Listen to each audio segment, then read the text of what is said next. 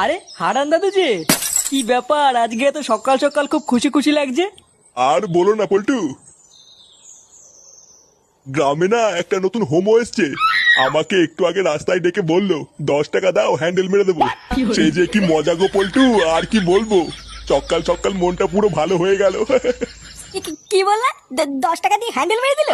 তা নয় তো আর কি বলছি গো ফুটো। তোমরা কিন্তু আবার এইসব কথা কাউকে বলো না, ঠিক আছে? এই না না দাদু, আমরা কাউকে বলবো না। লেওরা তুমি কাউকে বলো না। আচ্ছা আচ্ছা, ঠিক আছে ঠিক আছে।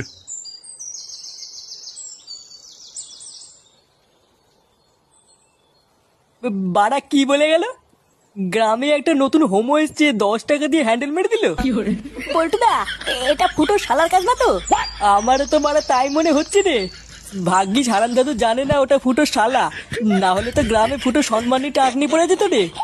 বাড়া, চুদির ভাই তলে তলে এই ব্যবসা করছে। ফুটো, তুই কোনো চিন্তা করিস না।